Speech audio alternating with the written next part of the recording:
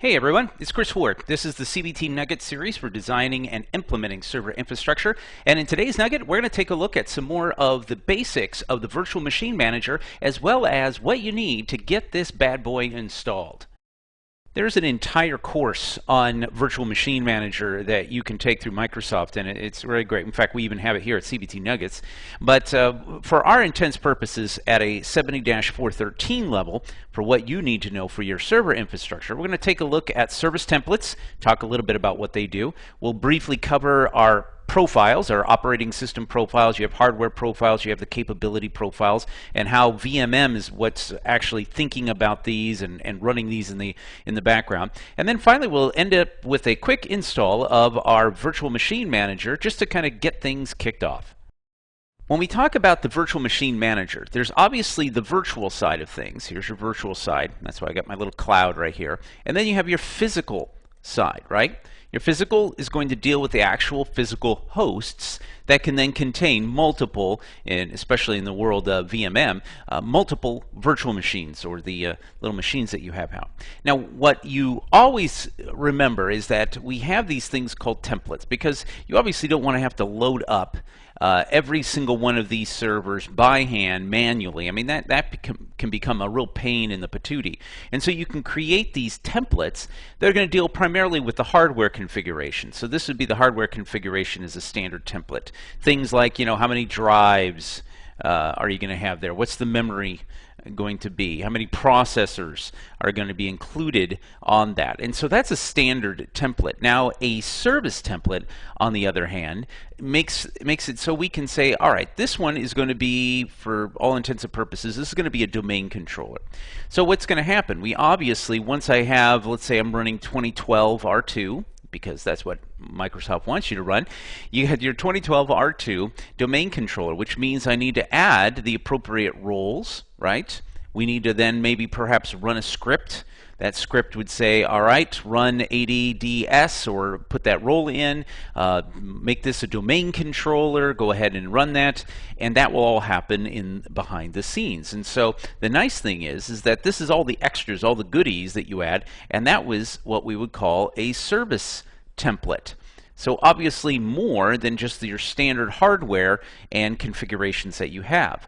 Now, this nice thing is that you can do this for things like you could run app servers. So you can have an app server right here, maybe a link server. That's what we're talking about primarily here. We're talking about the business applications that you're going to be running. Maybe I want to have a web server out here. Each one of these obviously would have its own service template that would then have the appropriate roles put in place, run installation scripts that are necessary, all the extras, all the bells and whistles that are necessary in order to get these. Because these are obviously customized, each one of these would require slightly different things, and it doesn't matter whether you just have the hardware set up, that's fine, that's a regular template, but the service template is going to add us for that.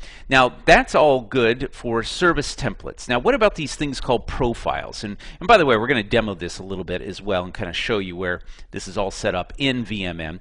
But let's put it this way. Whenever you have your machines, okay, we obviously, if I'm going to be building, here, let me turn my pen back on. If I'm building a link server right here, and let's say I'm going to run a mediation server right here, and then over here I've got my my Office web apps, so OWA server, and I want to create these, and I want to be able to spin these three machines up. Well, what I can do is with VMM, we can literally allow people on this side to develop these. So if I've got my link admin guy, I want to be able to give them the ability to build out a link environment. And so they can. Meanwhile, behind the scenes over here, they have no idea what's going on. However, they do know that you have to have at least this many drives running, and the I/O on that needs to be at a certain level. You need to have a certain amount of memory available, definitely, when you're running link environments, and something like maybe how many processors are necessary for this to operate. Okay, so what happens is that you have your link administrator. Here he is, and he says, I'm going to spin these machines up, and so VMM, which is kind of running right here in the middle right here, is going to go in and say, all right, which one of these machines or machines, if you're doing a cluster, are able to operate these virtual machines. And because remember, you kind of beefy machines here going on. Well, maybe these two are, but this one can't. Well, the good news is that VMM will know this, but meanwhile, this guy down here, your link admin guy, we'll say maybe Jake Ralph there, he doesn't need to know that because VMM handles that all automatically behind the scenes. And by the way, let's say if you're using clustering and this host goes down, the VMM will automatically know that I can only move those VMs over to this machine. I still can't move it over to this machine. So that's what's going on behind the scenes due to the profiles that we have in place. In order for you to actually run the virtual machine manager, and most of what you're going to be doing with any of System Center, you do need to have SQL installed. And so you can do a SQL Express, which is free, and it's very simple and easy. But I know a lot of you are going to be running full instances of SQL, and for some odd reason, whether you're running SharePoint or whether you're running a whole bunch of other things like that. And so what I've done is, and I'm not going to go through this step by step, check out your nuggets on SQL 2012. Garth does a great job, and he'll show you how to do this. But here we went in and did a SQL Server installation. I'm going to be running SQL Server 2012, and notice this is going to be running on my SQL 01 machine here. So that's the first thing that we need to do. Now over here, over on my SC01, where I'm going to put my System Center Virtual Machine Manager and some other things that we'll do later on, the other thing that you need to do is you need to install, and I'll go show you this, the Windows Assessment and Deployment Kit for Windows 8.1. And I went ahead and did that here. See, under Windows Kits, here's my deployment and imaging tools, and it comes with a whole bunch of other things that you can do, your system image, Windows System Image Manager, and some other things like that. The only thing that you really need is the deployment tools and the Windows pre-installation environment options when you install it, but because I'm not sure exactly throughout some of these other nuggets, I might need these, so I went ahead and did the whole kit and caboodle. It does take a while, by the way, to download, depending on your speed, but you can download them in advance, put them on a share, and then use them somewhere else, especially if you're going to be doing this in your lab environment as well. And so then we're back over here, and what we'll need to do is then install VMM. So to install this, go ahead and open up my tools. I've already gone ahead and downloaded the appropriate System Center installation packages. You can see I've got a whole bunch, everything from Orchestrator to the one that we want, which is SCVMM, or System Center Virtual Machine Manager. Here you can notice it's got a couple of things, including what your prerequisites, and it checks to make sure everything's working. I double click on Setup, and it says, all right, we're going to do that. And of course, if you're still not sure about what you need and what to install and those kind of things, you can check the release notes, the installation guide, always kind of good. You can even print that out. It's a PDF, and that way you can have it when you're set up. So we're going to go ahead and click on Install and begin the process here. And then it goes and pops into it. Now the features you want to install. Now the interesting thing is if you already have a management server somewhere else, you can just install the console, which allows you to connect to the VMM management server and do all that kind of stuff. Kind of like remote desktoping or utilizing Server Manager with the console thing. Okay? So in this case, we're going to click on the VMM management server, which includes the console, obviously very important. Now product registration, I'm going to do an evaluation edition, so this really doesn't matter, but obviously if you had your product key, you'd put it in here. We click Next. Here comes the EULA, the evaluation for us. We'll go ahead and read those and click Next. And now it's going to ask you about the Customer Experience Improvement Program. This is a lab, so normally I'm like, yeah, that's fine if you want to do that, because they don't talk to you and they don't ask you for anything.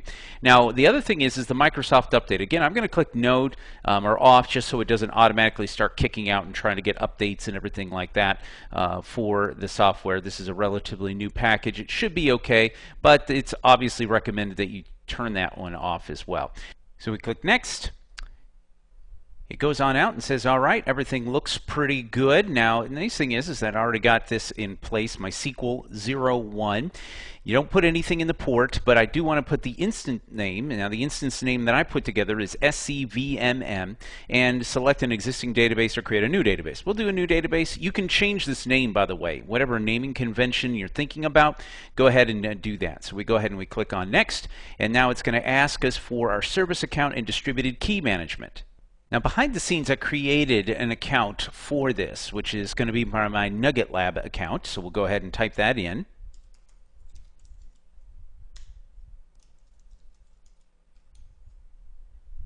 We'll go ahead and not use the distributed key management. Again, that's for highly available VMM installations if you need to do it. Not necessary for our all intents purposes.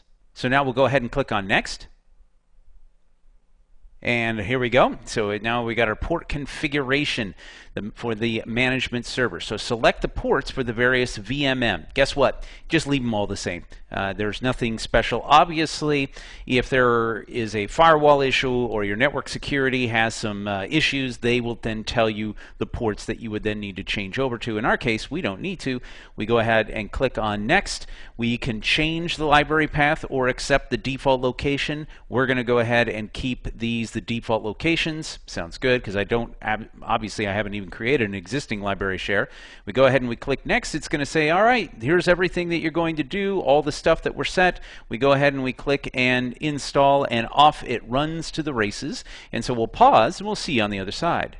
And voila, there it is, done. We got the VMM management server and the VMM console in place. So now it's going to say, do you want to check for the updates? I'm going to say no, but we'll go ahead and open up the VMM console when the wizard closes. We click on that. We then click on close. Oh, actually, it's going to be on there. So it's going to ask you the virtual machine manager. It's going to say, all right, which is fine, localhost on port 8100, and it's going to be set up and ready to go. So you can do automatically connect with these settings. Go ahead and click connect, and boom, it's saying, all right, we're going to connect up here. I'm going to go back behind the scenes and close this since we're not going to be using this, minimize that, and let this load up. You also notice over here you've got your virtual machine manager right here, so you can just go ahead and click on that. So bada bing, bada boom, there we go. Now we've got set this up. We have our administrator here for SC01 Nugget Lab on the virtual machine manager. This is an evaluation version, which is fine, and that's good to go. So in this nugget, we took a look at things like service templates and also profiles and a few other things. And we also saw how to get our virtual machine manager, our System Center virtual machine manager, installed and set up and ready to go. I hope this has been informative for you, and I'd like to thank you for joining me.